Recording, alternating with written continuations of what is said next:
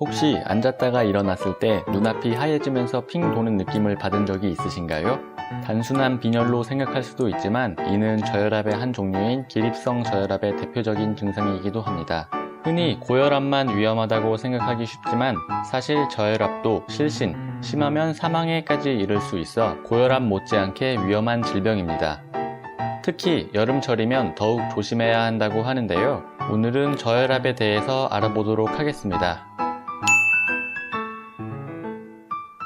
저혈압은 말 그대로 혈압이 낮은 상태로 수축기 혈압 90, 이완기 혈압 60 미만인 경우를 말합니다. 참고로 정상 혈압은 수축기 혈압 120, 이완기 혈압 80 미만입니다. 반대로 고혈압은 수축기 혈압 140, 이완기 혈압 90 이상인 경우입니다. 저혈압이 위험한 이유는 혈압이 감소하면 우리 몸은 피부나 근육 등 생명 유지에 비교적 관련이 없는 장기에 대한 혈액 공급을 줄이게 됩니다.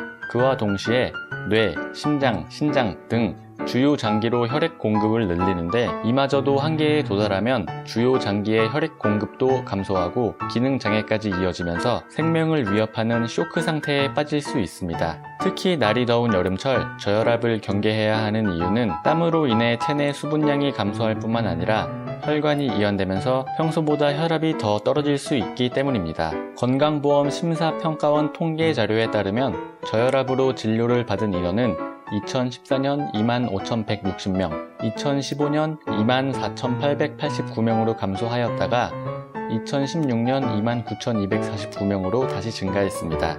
2016년 연령별 진료 인원을 살펴보면 70대 19.2%, 60대 16.3%, 10대 12% 순이었으며 모든 연령에서 비교적 고른 분포를 보였습니다.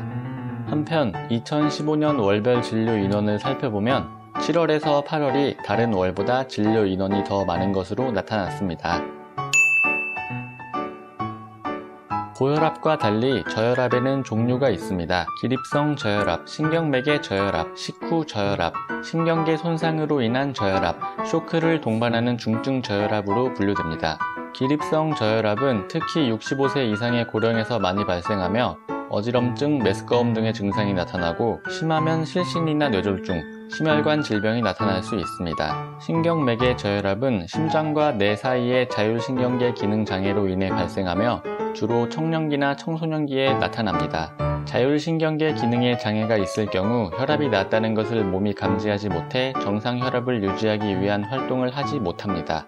식후 저혈압은 식사 후 소화를 위해 혈액량이 장으로 많이 이동하면서 발생하는 저혈압으로 노인이나 파킨슨병 환자 등 자율신경계 질병을 앓고 있는 사람에게 나타날 수 있습니다. 신경계 손상으로 인한 저혈압은 샤이-드래거 증후군이라고도 불리는 매우 드문 질병으로 혈압, 맥박, 호흡, 소화 등에 관여하는 자율계에 손상을 입혀 운동장애, 언어장애 등을 동반하기도 합니다. 마지막으로 쇼크를 동반하는 중증 저혈압은 대부분 감염, 과다출혈, 중증 화상, 심근경색증, 아나필락시스 등의 질병에 의해 발생하는 것으로 생명을 위협할 정도로 위중하므로 즉각 치료해야 합니다. 저혈압의 원인은 자율신경계 장애를 유발하는 질병, 혈액 또는 체액 감소, 혈관 확장, 임신, 알레르기에 의한 쇼크, 약제 복용 등 다양한 원인에 의해 발생할 수 있습니다. 당뇨병, 만성신부전, 파킨슨병 등의 질병도 영향을 미칠 수 있으며 땀이나 소변 등 체액이 감소하면 저혈압이 발생할 수 있는데 특히 여름철의 경우 땀을 많이 흘리게 되므로 이로 인하여 혈압이 감소할 수 있습니다. 저혈압은 원인에 따른 적절한 치료를 하는 것이 좋지만 증상이 있다고 해서 무조건 치료를 해야 하는 것은 아니며 평소 식생활 개선만으로도 저혈압을 예방할 수 있다고 합니다. 우선 충분한 수분 섭취가 가장 중요하며 음주는 피하는 것이 좋습니다. 또한 탄수화물보다는 과일이나 채소 등의 음식이 저혈압에 좋습니다. 그리고 기상시에는 갑자기 일어나지 말고 천천히 심호흡을 하면서 앉는 것이 좋으며 장시간 서 있는 것은 좋지 않습니다.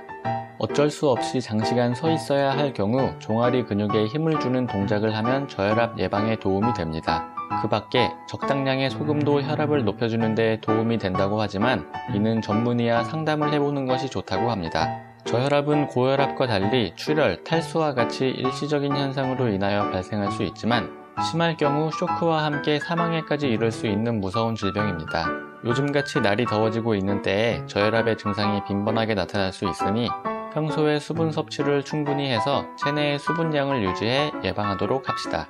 오늘 알아본 내용이 도움이 되었다면 좋아요와 구독 부탁드리겠습니다. 앞으로도 더 좋은 영상으로 찾아뵙도록 하겠습니다. 감사합니다.